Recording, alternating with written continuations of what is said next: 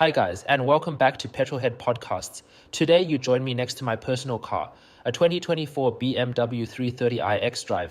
Having recently spent a lot of time researching the 3 Series to determine the best version to buy before settling on my current car, I thought I would make a buyer's guide video detailing everything you need to know about which model years are the best, what options are available, what options are must-haves, as well as my recommendation for the best engine choice for the 3 Series.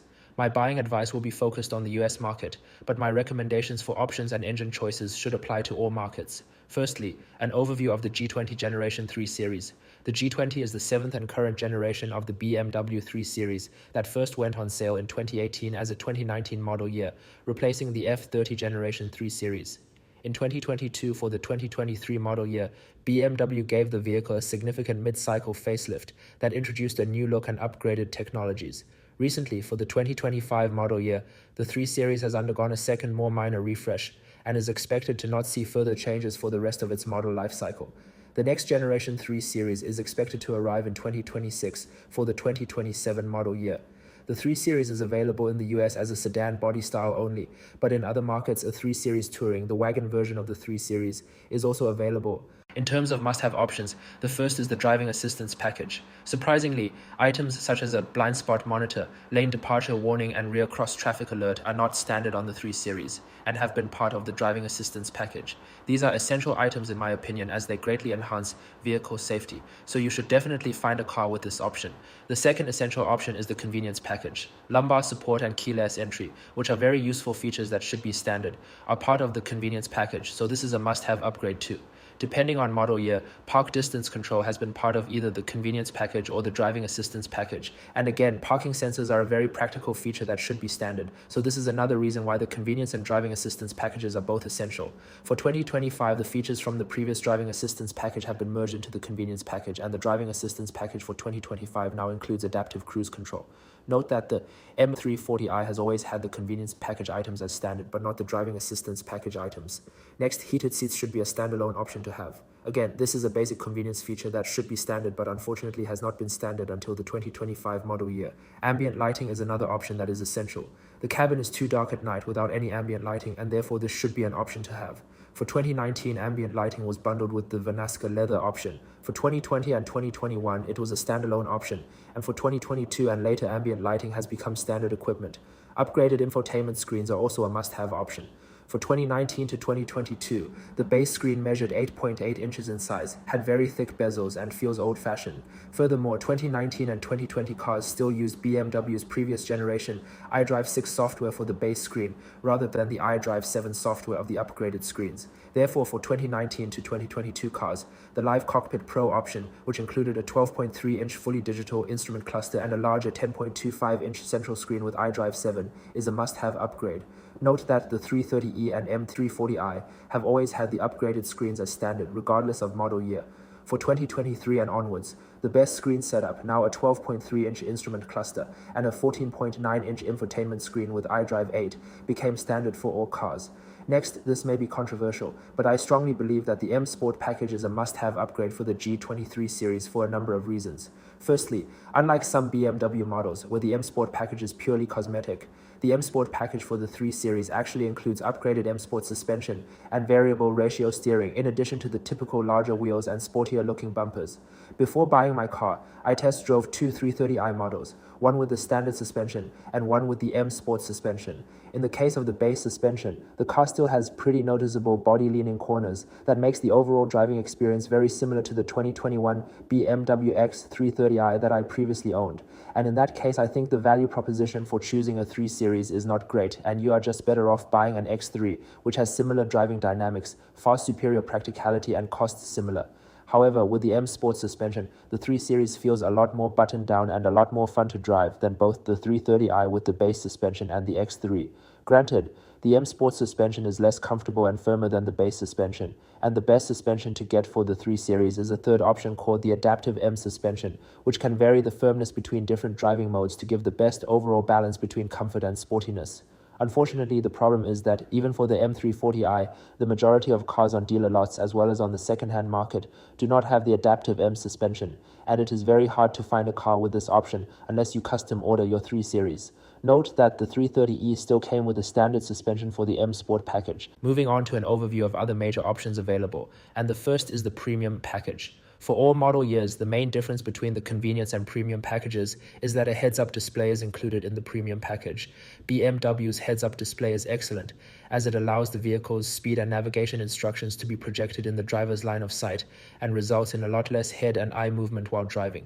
This is not essential but very useful. A second nice-to-have option is the parking assistance package, which includes 360-degree cameras, automated parking, and a remote 3D view that allows you to monitor the car's surroundings anywhere in the world, which all works brilliantly and makes parking the car very stress-free.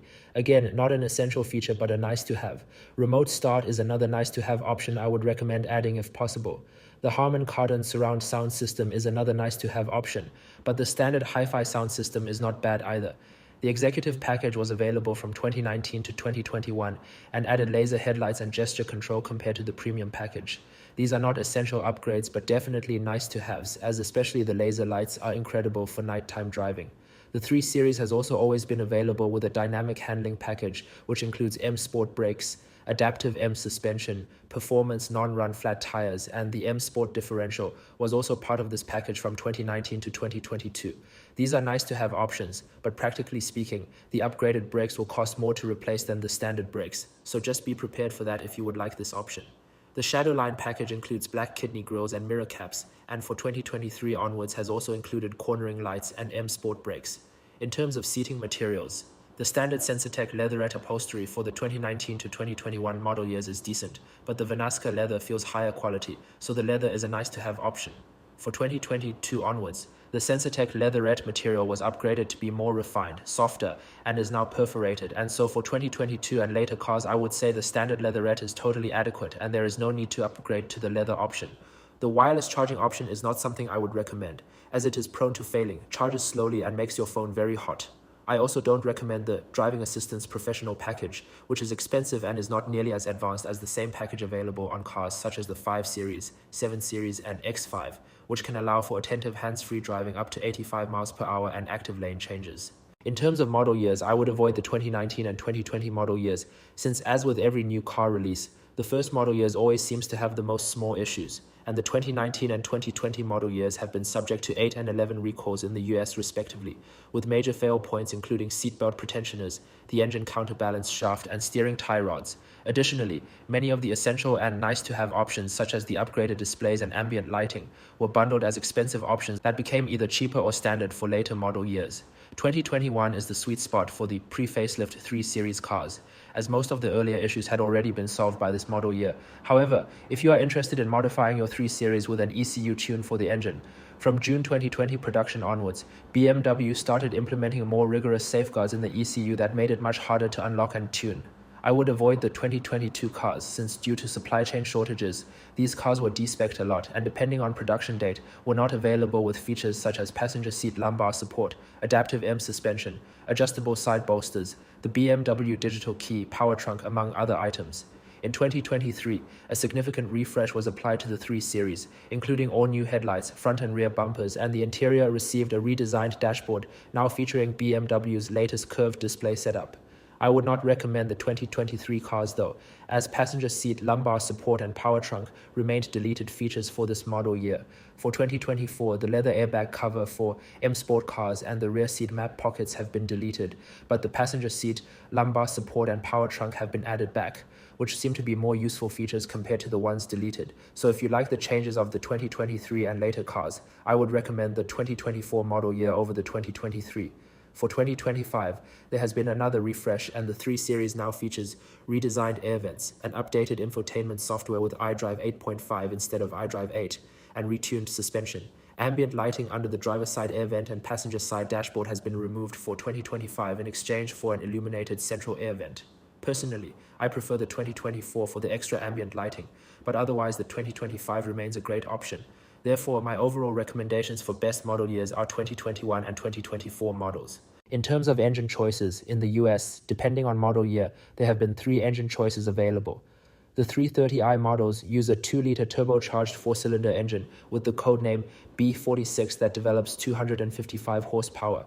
The 330e models are plug-in hybrid options with a detuned version of the B46 engine from the 330i, making 181 horsepower, combined with a 12 kilowatt-hour battery producing 107 horsepower for a combined total of 288 horsepower. The M340i models use a 3-liter turbocharged 6-cylinder engine with the codename B58 that develops between 382 and 386 horsepower depending on model year.